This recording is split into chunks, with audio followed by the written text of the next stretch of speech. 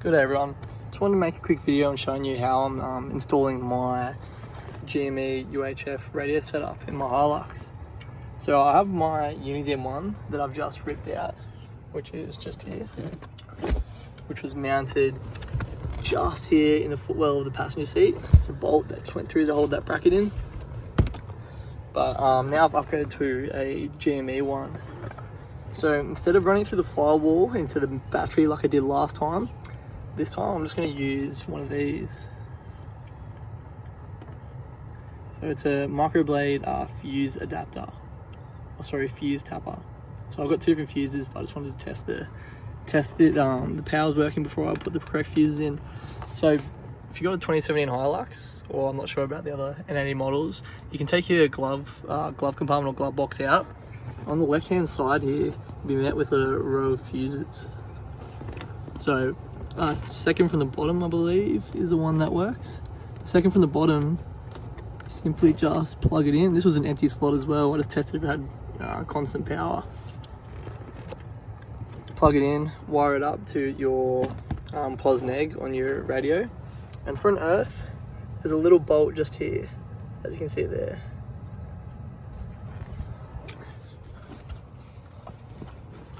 And we have power. You can kind of see that, it's spazzing out a bit.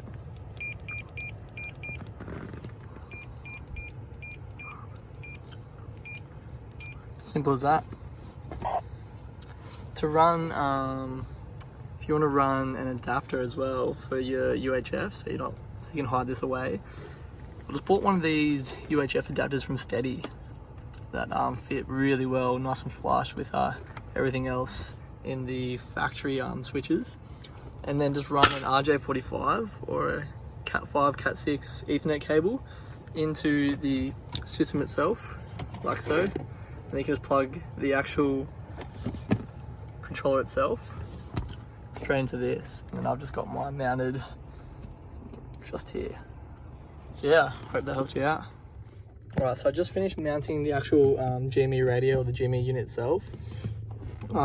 I ended up mounting it just under the glove box up on this little, I think it's like near the air filter or near some kind of filter, but it sits pretty flush using double-sided tape. So that'll sit there pretty well, and then once this comes back up, it'll secure it pretty well in place too. So you can see there my RJ45 on my Ethernet cable, just going in through the dash there, which then branches out into the actual, the handheld unit itself. Got my positive going through that fuse tap I showed you earlier, and then the earth or ground bolt just here. So I do have to wait for an adapter for the actual antenna itself. I didn't want to have to rerun this whole wire again, or this whole cable again from the back of the car like I did with the Uniden one. It was just a nightmare. So I'll get an adapter to fit up to that smaller SMA type plug, and then we should be good. I want to show you where I ran the actual cable itself for the antenna. So it runs along through here under all this trim. Under all the trim here. And there's like a little air vent back here behind the seat. And you'll just be able to see it. You probably can't see it there, but it's just down under there.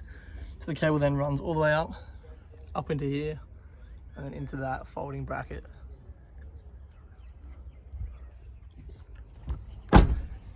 So I'll put all this back together and I'll show you what it looks like. Alright, so this is what it looks like with everything back together now, minus the glove box itself. So all the trim and the vinyl is all back together now.